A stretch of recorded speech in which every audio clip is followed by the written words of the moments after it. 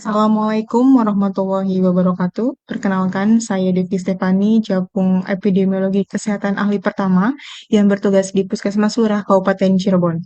Pada kesempatan ini, saya akan memaparkan laporan orientasi P3K dengan judul Optimalisasi Penyelidikan Epidemiologi melalui Sigap KLB atau wabah, yaitu Sistem Gerak Cepat Pelaporan yang berpotensi KLB atau wabah di Puskesmas Lurah Kabupaten Cirebon. Saya memilih tema ini didasarkan pada identifikasi hambatan-hambatan yang ditemukan di lapangan, kemudian dianalisis sampai menemukan inovasi baru untuk perubahan ke depannya.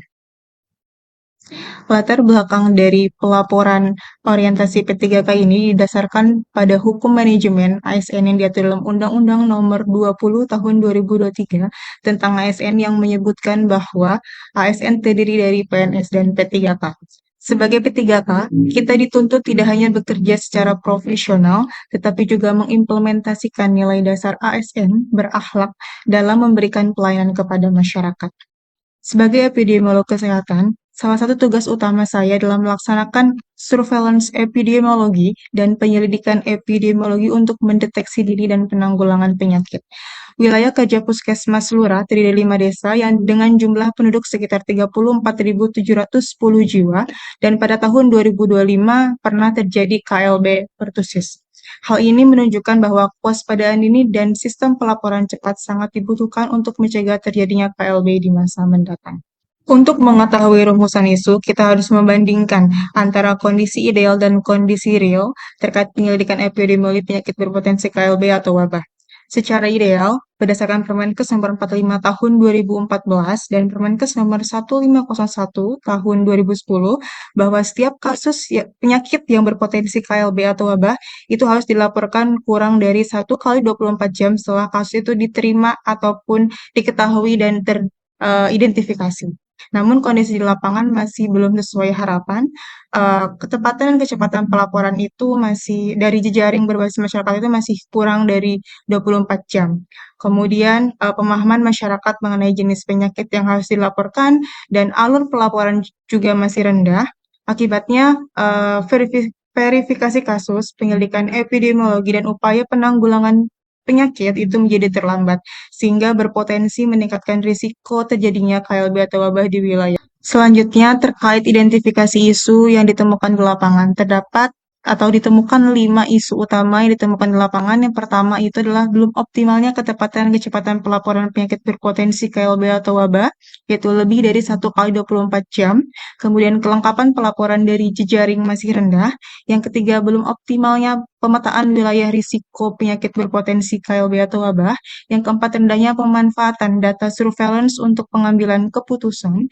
Dan yang kelima itu kurangnya edukasi masyarakat terkait alur pelaporan dan jenis penyakit yang berpotensi KLB atau wabah. Setelah identifikasi isu dilakukan, kita melakukan analisis isu itu menggunakan metode USG.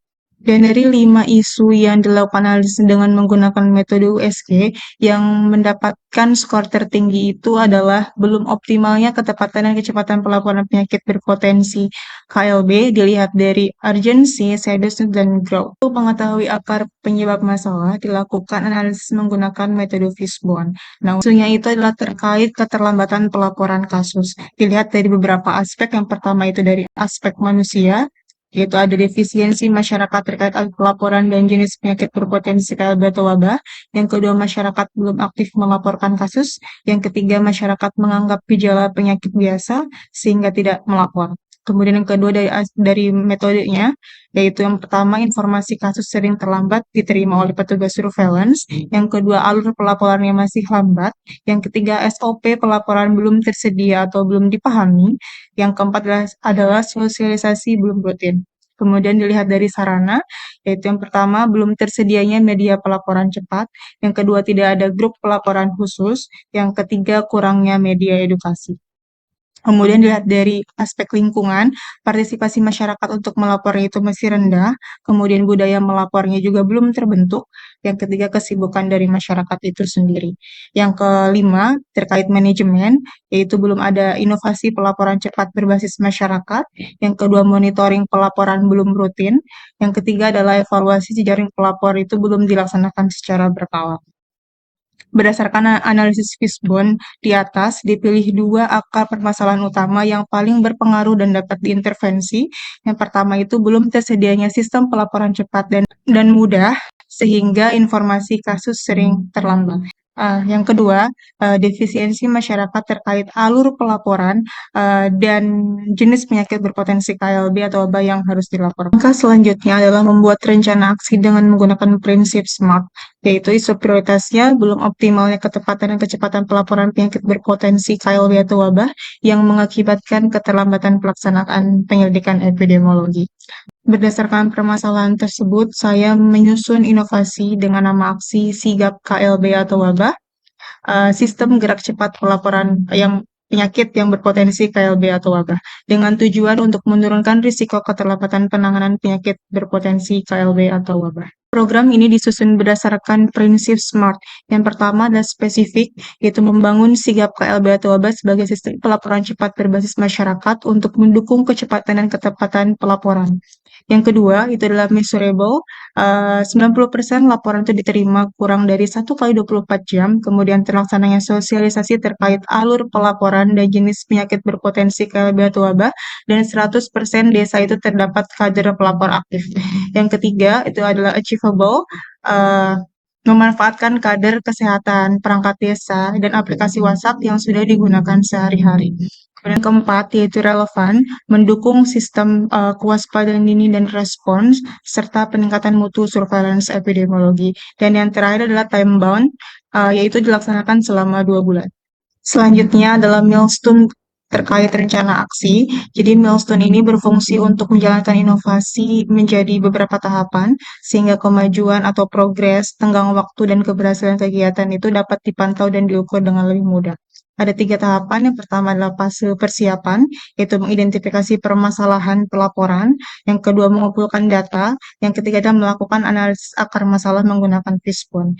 Terus di minggu kedua itu adalah menyusun SOP sigap KLB atau wabah, kemudian bagaimana alur pelaporannya yang cepat. Kemudian ketiga, koordinasi dengan mentor dan stakeholder. Minggu ketiga itu adalah membuat grup WhatsApp dan menyiapkan media edukasi. Kemudian ada fase pelaksanaan itu ada di minggu keempat dan minggu kelima, yaitu minggu keempat melakukan sosialisasi terkait alur pelaporan dan jenis penyakit yang berpotensi KLB yang harus dilaporkan itu apa saja. Kemudian yang kedua, di minggu kelima itu mengimplementasikan inovasi sigap KLB atau wabah.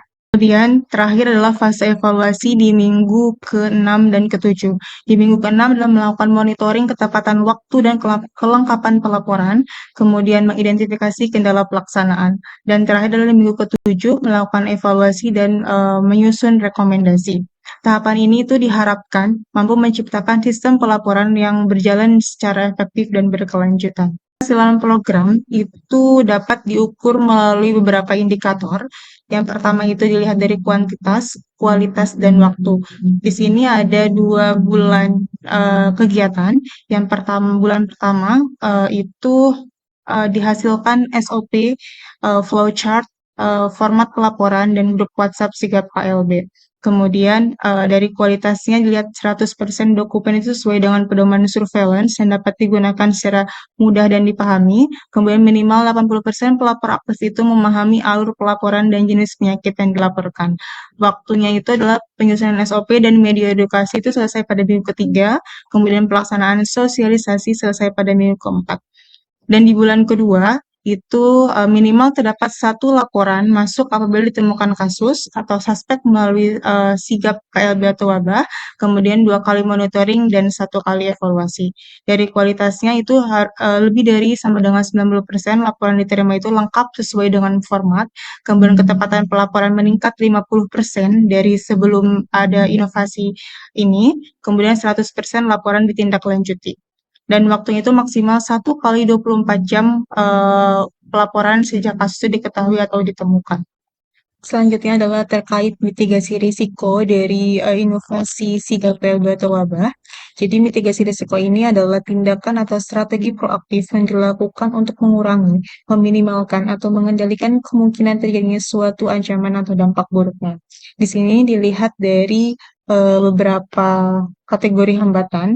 Yang pertama itu kendala teknis, kendala sumber daya, kendala dukungan. Yang pertama adalah kendala teknis, potensi hambatannya itu adalah grup WhatsApp tidak aktif. Dampaknya adalah informasi kasus tidak disampaikan dengan cepat dan tepat, kemudian mitigasi risikonya itulah membuat mekanisme pengingat berkala.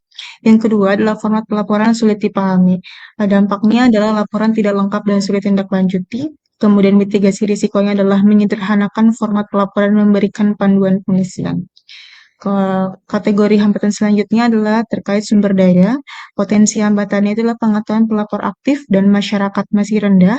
Kemudian dampaknya itu adalah terjadinya keterlambatan atau kesalahan pelaporan.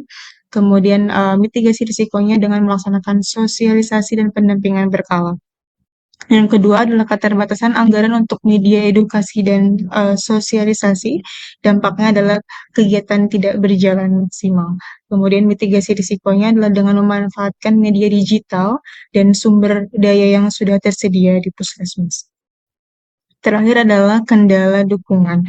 Potensi hambatannya adalah partisipasi masyarakat itu masih rendah dalam melaporkan kasus.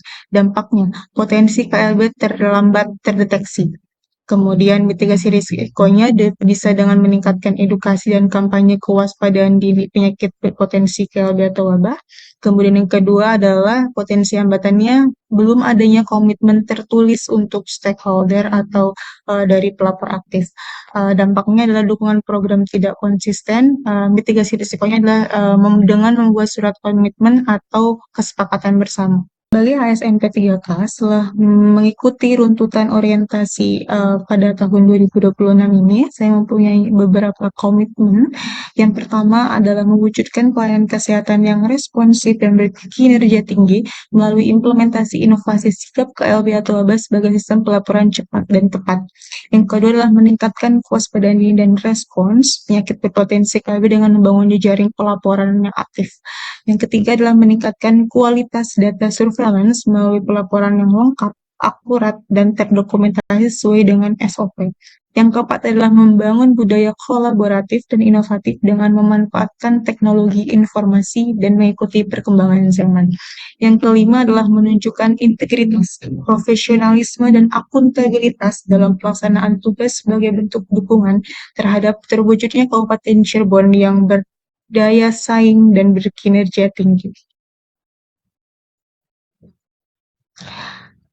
Pada slide ini ditampilkan dokumentasi kegiatan yang telah dilakukan, mulai dari koordinasi dengan mentor dan lintas sektor, kemudian pembentukan grup WhatsApp, penyusunan media edukasi, terus koordinasi dengan lintas program sampai dengan sosialisasi. Saya berharap inovasi sigap KLB atau wabah tidak hanya menjadi sebuah rencana aksi dalam orientasi P3K, tetapi juga dapat menjadi budaya kerja dalam meningkatkan kewaspadaan dini dan mempercepat respon terhadap penyakit berpotensi KLB atau wabah. Karena pada akhirnya, pelaporan yang cepat akan menghasilkan respon yang tepat, dan respon yang tepat akan menyelamatkan lebih banyak masyarakat dari risiko penyakit KLB atau wabah. Demikian paparan yang dapat saya sampaikan. Terima kasih. Wassalamualaikum warahmatullahi wabarakatuh.